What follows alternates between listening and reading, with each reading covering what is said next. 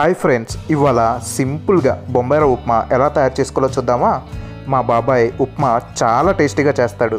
మీరు కూడా ఎలా తయారు చేసుకోవాలో చూడండి. ఉప్మా తయారు చేసుకోవడానికి కావాల్సిన పదార్థం రవ్వ. నేను ఇక్కడ బొంబాయి రవ్వ యూజ్ చేస్తున్నాం.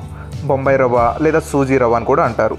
ఇప్పుడు స్టవ్ పైన ఒక కడాయి పెట్టి గ్యాస్ లో ఫ్లేమ్లో పెట్టుకొని అందులో కొద్దిగా ఆయిల్ లేదా నెయ్యి వేసుకొని అందులో రవ్వ వేసి రవ్వని ఓ గెరిటతో బాగా కలుపుకుంటూ ఓ 2 నుంచి 3 నిమిషాలు ఫ్రై చేసుకోవాలి.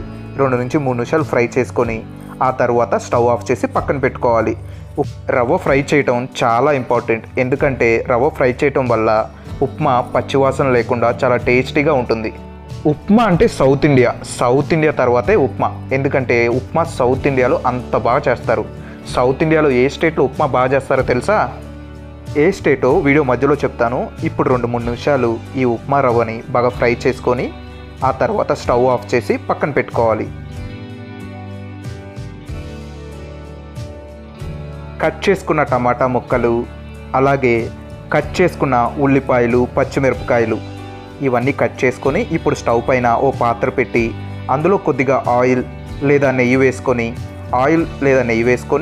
ఆయిల్ కొద్దిగా వేడెక్కిన తర్వాత అందులో కొద్దిగా జీలకర్ర, ఆవాలు వేసుకొని ఆ తరువాత కట్ చేసుకున్న ఉల్లిపాయలు, పచ్చిమిరపకాయలు వేసి అలాగే అందులో కొద్దిగా కరివేపాకు వేసి ఓ గెరిటతో కలుపుకుంటూ ఉల్లిపాయలు పచ్చివాసన పోయేంత వరకు ఫ్రై చేసుకోవాలి.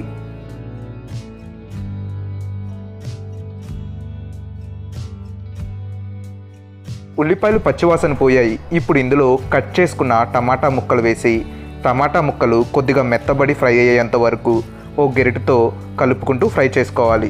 సౌత్ ఇండియాలో ఉప్మా చాలా బాగా చేసే ప్లేస్ కర్ణాటక. బెంగళూరులో ఉప్మా చాలా బాగా చేస్తారు.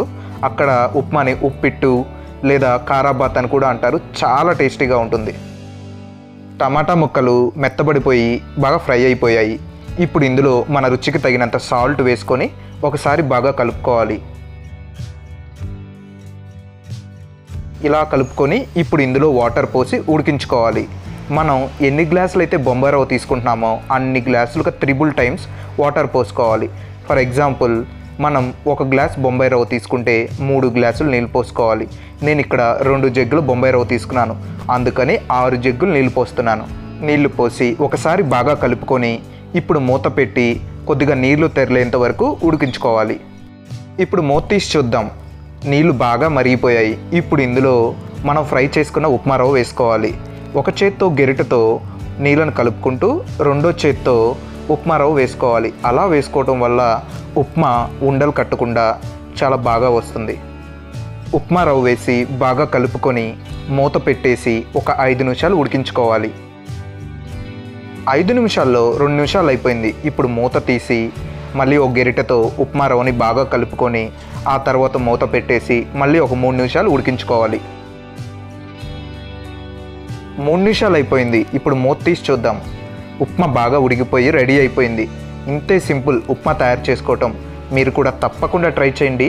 మీకు కనుక ఈ వీడియో నచ్చినట్లయితే లైక్ చేయండి, షేర్ చేయండి.